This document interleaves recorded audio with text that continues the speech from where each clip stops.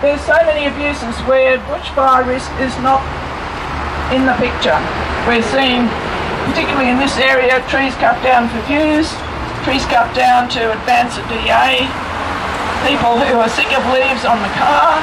You know that the 50 refers to the fact that you can underbrush or get rid of low-growing vegetation within 50 metres of your house or a building. That would include young trees. So the outcome will be, and if this code doesn't get repealed forever, there will be no mature trees within 50 metres of a house either. It's not just 10-metre trees. So the long-term consequences are absolutely terrible. My name is Cmfisher. I come from Lane Cove along with a number of people here today.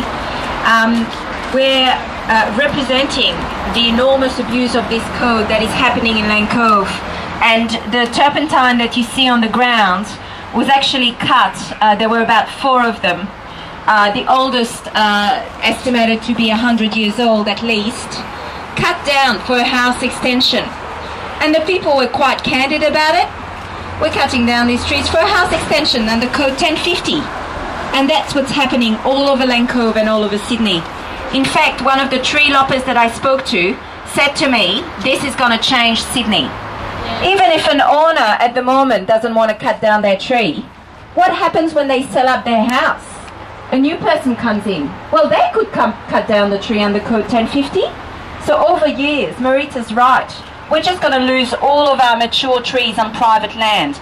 And we know that vegetation on private land is a very, very important component of an area's natural heritage. Given the widely reported abuse of code 1050, why hasn't the government moved to declare a moratorium yet?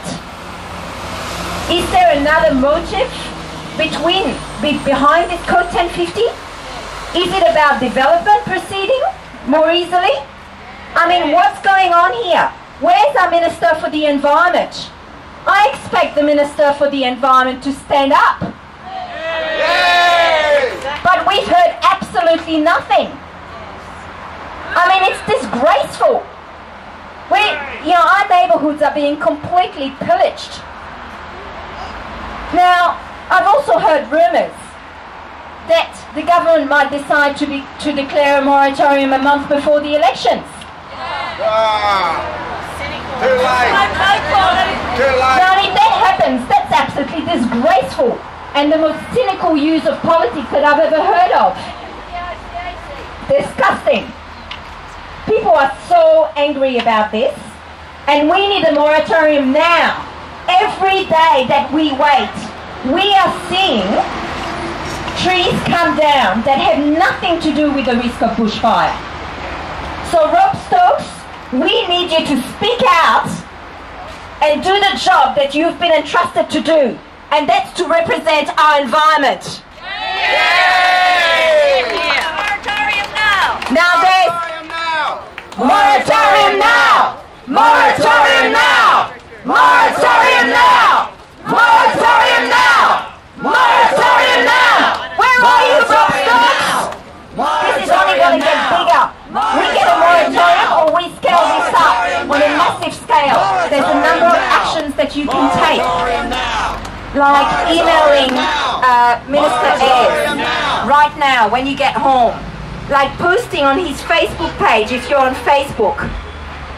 We also encourage you to take a picture of yourself with a sign and to post it on your Facebook page. On your Facebook page if you're on Facebook. We need this campaign to go wild on Facebook, and we'll be working on other actions in months to come. If the government is not going to address the huge abuse that is going on and the huge problems with dodgy operators and workplace safety and more that are going on, then this campaign is only going to get stronger. Thank you. Thank you. I'd like to acknowledge that we've got 2 other councillors here. We've got Councillor Tom Sherlock from Mossman Council and Councillor Kathy Griffin from Manly Council. Thank you very much for coming up here. I know our Minister for the Environment is trying to get some help and trying to get a pullback on these dreadful code, and I know there has been some changes made, but it hasn't gone far enough. And we need to help him him. We need to push this to the government. We need to go to the Premier. We need to go to the Minister for the Emergencies, Minister Ayres, and we need to tell them that we up here are losing 10 trees a day. We're not immune to fire. We're not ignorant of fire up here. We have a wonderful working relationship with the Warringah Pittwater RFS, and collectively we mitigate against fire risk in Pittwater. There are controls that we have in place for tree removal for fire risk. We have building codes in place to build according to the high fire risk we have in our area. We do not need this code to do what it's doing here in Pittwater. There are other measures we can have in place, and I'm calling on this state government, the Baird government, to pull back on this 1050 in the suburbs. We're having indirect effects where we're losing our trees.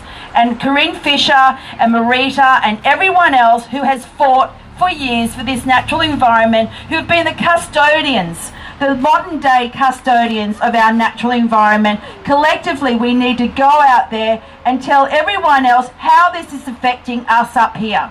And it is affecting us on the North Shore and the Northern Beaches, because this is where we have a high percentage of tree coverage. 55% of Pittwater locality is covered in tree coverage. 45% of it can be removed under the 1050 code. So we will be left with 10% tree coverage if everyone takes advantage of this 1050 code. I want to thank for the arborists being here today. I want to thank them, our local arborists, for standing behind your community who you have worked with, along with the staff at Council, at Pittwater Council, in helping us have this wonderful tree canopy in here. I want to thank you for standing strong with us, and I want to thank everyone else for taking the time to come up here. And we will get behind you when we go to Baird's office, and we will get behind you when we go to Ed's office. We need to stop it now. There are ways in which we can mitigate against fire risk without destroying our tree canopy. Thank you all.